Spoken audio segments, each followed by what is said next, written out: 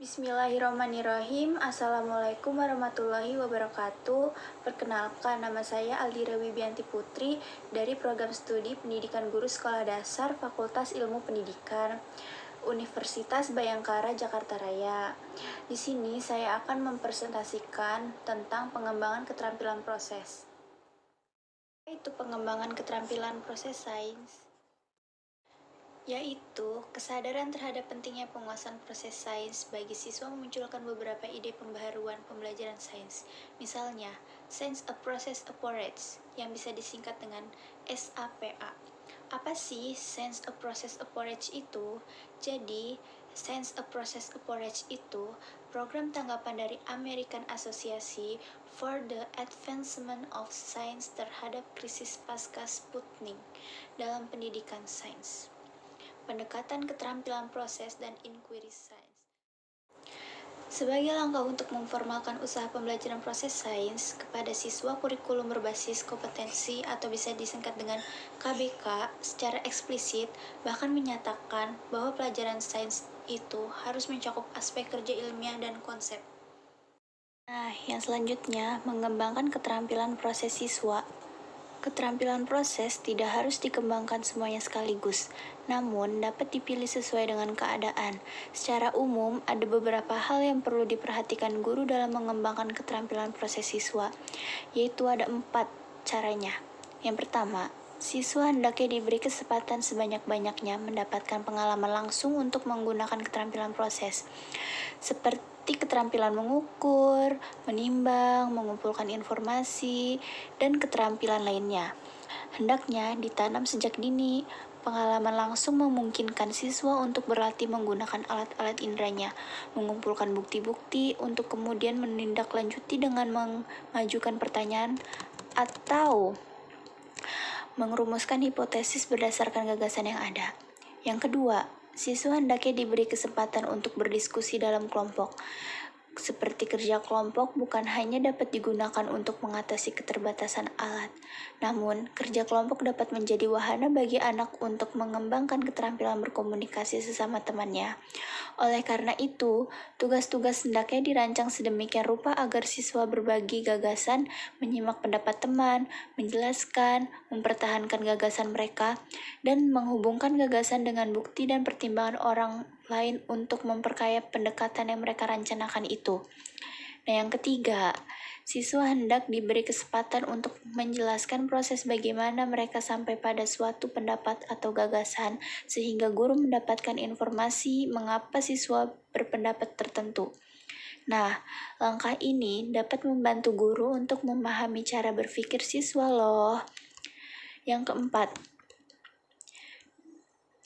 siswa hendaknya didorong untuk mengulas dan meninjau kembali apa yang telah mereka lakukan supaya mereka menyadari kelemahan dan kelebihan apa yang telah mereka lakukan. Dengan demikian, mereka akan terdorong untuk mengenali keterampilan-keterampilan yang perlu ditingkatkan. Selanjutnya, pengembangan keterampilan mengamati. Keterampilan mengamati dapat dikembangkan dengan memberikan kesempatan yang seluas-luasnya bagi siswa untuk mengamati objek atau fenomena. Karena selama ini pengamatan sering disalahartikan dengan melihat. Contohnya, guru bisa merancang kegiatan yang menuntut siswa untuk melakukan pengamatan dengan menggunakan alat indera selain mata. Kegiatan untuk mendorong siswa mengamati. Siswa hendaknya menggunakan alat indera lain selain mata untuk mengamati. Selanjutnya, minta siswa untuk menebak daun tumbuhan apa saja yang mereka amati. Nah, berikut di bawah ini, itu adalah tabel tumbuhan yang mereka amati. Selanjutnya, pengembangan keterampilan merencanakan dan melaksanakan percobaan. Keterampilan merencanakan dan melaksanakan percobaan merupakan keterampilan yang kompleks dan terdiri beberapa keterampilan proses lainnya. Salah satu langkah yang bisa dilakukan untuk mendorong siswa mengembangkan keterampilan proses perencanaan dan melaksanakan percobaan adalah dengan menyajikan permasalahan kepada siswa dan meminta siswa untuk merancangkan kegiatan untuk menyelesaikan masalah tersebut. Contoh kegiatan untuk mendorong siswa merencanakan dan melaksanakan percobaan. Contohnya, di masyarakat beredar bermacam merek obat nyamuk. Setiap merek menyatakan bahwa obat nyamuk tersebut merupakan obat nyamuk yang terbaik untuk membasmi nyamuk. Beberapa merek obat nyamuk memproduksi obat nyamuk dalam berbagai bentuk, yaitu dalam bentuk obat nyamuk bakar, obat nyamuk semprot biasa, obat nyamuk semprot aerosol, obat nyamuk elektrik padat, dan obat nyamuk elektrik cair. Harga setiap jenis dan merek obat nyamuk juga beragam. Selanjutnya, pengembangan keterampilan memprediksi. Memprediksi hanya bisa dilakukan apabila kita memiliki informasi awal yang dibutuhkan berdasarkan pola yang teridentifikasi. Dari informasi itu, kita mencoba membuat prediksi. Untuk melatih siswa memprediksi, guru perlu memunculkan sejumlah data yang menunjukkan keteraturannya. Hal ini bisa dilakukan dengan mengajak siswa meneliti langsung atau menyajikan data yang sudah dibuat guru. Berikut contoh kegiatan yang melatih siswa memprediksi. Seorang petani melakukan penanaman dengan sistem tumpang sari pada 2 kebun yang dimilikinya. Di kebun pertama ditanam cabai dan tomat, sedangkan di kebun kedua ditanam cabai dan terong. Nah, hasil panen setiap jenis tanaman dari setiap kebun dicatat dalam tabel berikut ini. Pengembangan keterampilan menafsirkan dan menarik kesimpulan. Keterampilan menafsirkan data dan menarik kesimpulan merupakan dua keterampilan yang berhubungan erat satu sama lain. Seseorang hanya bisa menarik kesimpulan yang akurat apabila dia bisa menafsirkan data secara baik. Menafsirkan data pada dasarnya adalah mengaitkan informasi-informasi yang tersedia untuk menentukan pola tertentu.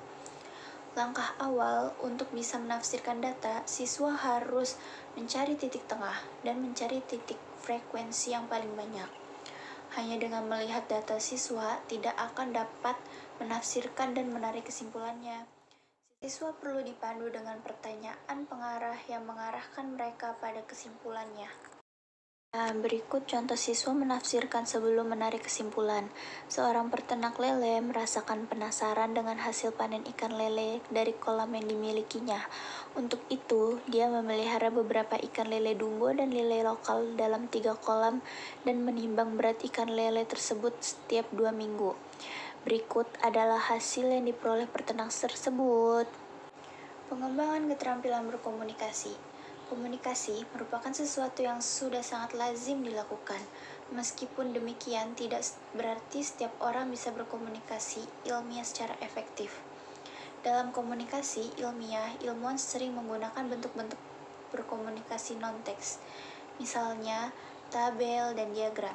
Tanpa adanya latihan, keterampilan komunikasi ilmiah tidak akan berkembang dengan sendirinya. Beberapa keterampilan dasar berkomunikasi yang terpenting dikembangkan antara lain. Nah, selanjutnya, keterampilan dasar berkomunikasi yang penting dikembangkan itu ada 2. Yang pertama, keterampilan memilih bentuk penyajian yang paling tepat. Misalnya, kapan harus menggunakan diagram batang, kapan harus menggunakan diagram lingkaran, dan kapan harus menggunakan diagram garis. Nah, yang kedua, keterampilan menentukan absis dan ordinat. Absis hendaknya merupakan bagian yang sifatnya diatur atau variabel bebas, sedangkan ordinat merupakan bagian yang menjadi akibat atau bisa disebut variabel bebas juga. Sekian penjelasan dari materi saya, kurang lebihnya mohon maaf bila ada kesalahan. Wassalamualaikum warahmatullahi wabarakatuh.